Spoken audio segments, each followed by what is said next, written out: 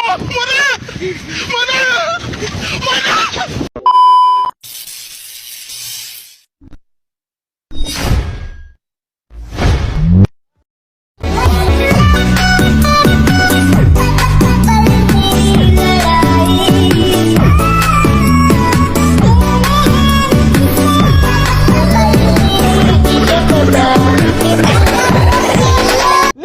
God, please, no! No! No!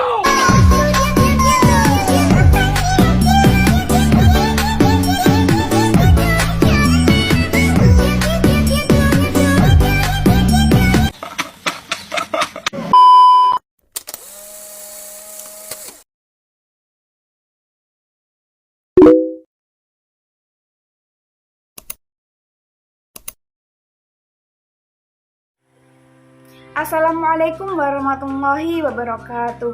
Halo teman-teman semuanya, gimana nih kabarnya teman-teman sekalian? Semoga semua selalu dalam keadaan sehat ya. Pertama-tama marilah kita panjatkan puja dan puji syukur kita kehadirat Allah Subhanahu wa Ta'ala yang mana telah memberikan kita taufik, hidayah serta inayahnya sehingga kita dapat melaksanakan perkuliahan hari ini dengan lancar dan dalam keadaan sehat walafiat.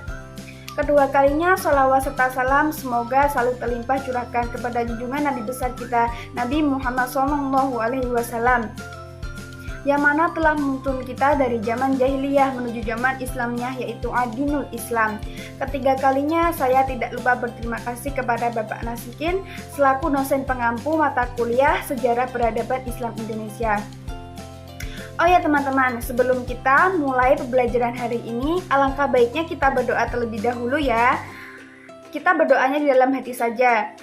Berdoa dimulai. Berdoa selesai. Oke, untuk perkuliahan pada hari ini kita akan membahas tentang munculnya gagasan Islam Nusantara dan problematikanya. Apakah teman-teman sekalian ada yang tahu apa itu Islam Nusantara? Kamu nanya? Coba ya udah sih tanya dong. Ya Pak Inti. Supaya teman-teman mengetahui apa itu Islam Nusantara, mari kita simak terlebih dahulu paparan materi yang akan disampaikan oleh teman sekelompok saya. Diperpanjang atau tidak? Diperpanjang atau tidak? 5 menit kemudian. Diperpanjang. Assalamualaikum warahmatullahi wabarakatuh. Yang terhormat kepada Bapak Nasihin MPD selaku dosen mata kuliah Sejarah Peradaban Islam di Indonesia. Di sini kami dari kelompok 11 yang bertema munculnya gagasan Islam di Nusantara dan problematikanya.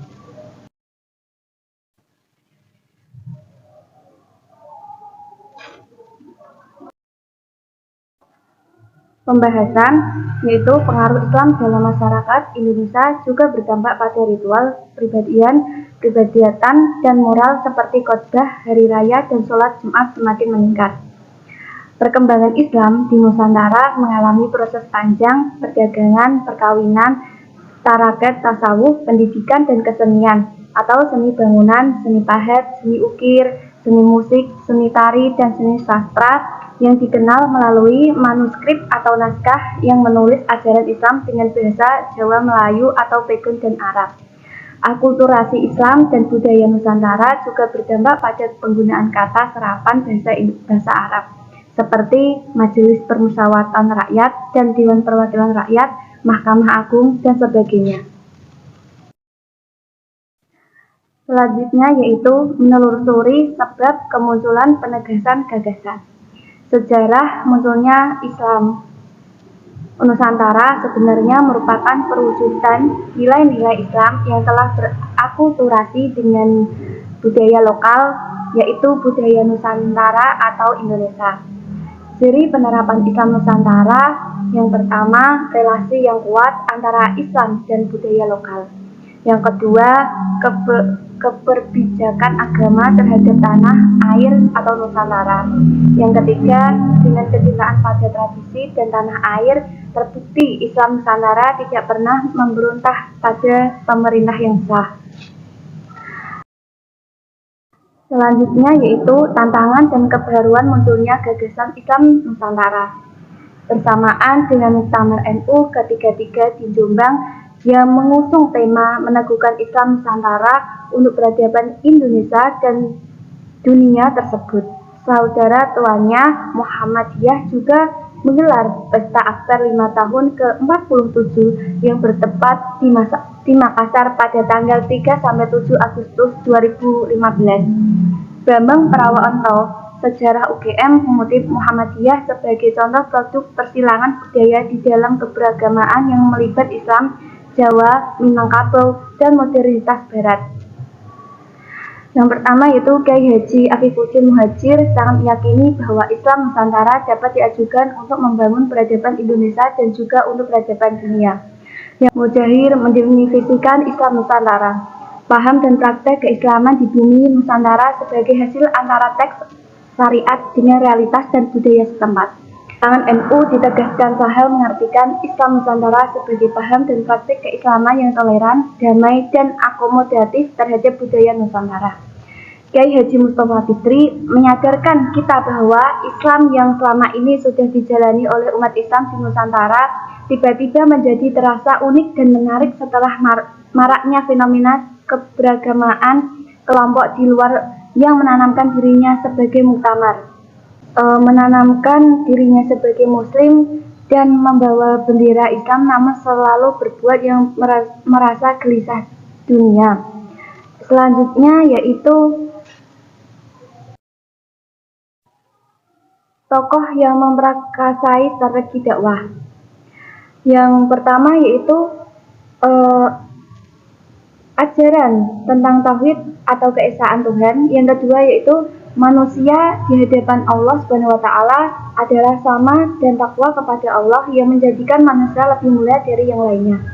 Yang ketiga yaitu kehidupan manusia dalam masyarakat terikat dalam kesatuan dan persatuan. Yang keempat, kehidupan bermasyarakat diatur oleh aturan-aturan yang dibuat secara musyawarah sesuai dengan kehendak bersama. Yang kelima, nikmat Allah yang tertuang di langit, bumi, dan di antara keduanya harus dinikmati secara merata. Kesimpulannya yaitu tema seputar Islam Nusantara kembali dipertegas dalam Muktamar NU ke-33 di Kota Santri Jombang, Jawa Timur pada tanggal 1-5 Agustus 2015. Meneguhkan Islam Nusantara untuk peradaban Indonesia dan dunia tidak hanya menegaskan ideologi, namun lebih dari itu untuk menyamai peradaban yang toleran dan damai. Dengan mengusung tema muktamar, gerakan perubahan menuju Indonesia berkemajuan Muhammadiyah bertekad untuk memberikan pencerahan. Yang kedua yaitu ormas keagamaan terbesar di Indonesia itu sesungguhnya adalah representasi sejarah peradaban Islam Nusantara yang sudah berlangsung begitu lama. Bermuara dari sumber yang sama, Rasulullah SAW, NU dan Muhammadiyah menjelma sebagai organisasi keagamaan yang mencerminkan tipologi masing-masing. Tentu saja, karakter dan watak yang dimiliki dari masing-masing organisasi ibarat jalan bercabang yang muaranya sama. Sehingga penulis sama sekali tidak bermaksud untuk mendikotomikan kedua belah pihak. Selanjutnya sudah, terima kasih. Ya, itu tadi adalah sedikit paparan materi mengenai munculnya gagasan Islam Nusantara dan problematikanya. Terima kasih kepada Mbak Fadila Mona Asrofa yang telah memaparkan materi perkuliahan pada hari ini. Sebelum saya akhiri video pada kali ini, saya mengucapkan banyak terima kasih dan apabila ada kata-kata yang salah, saya mohon maaf yang sebesar-besarnya. Wabillahi taufiq wal hidayah, wa ridha wal inayah, summa salam, wassalamualaikum warahmatullahi wabarakatuh.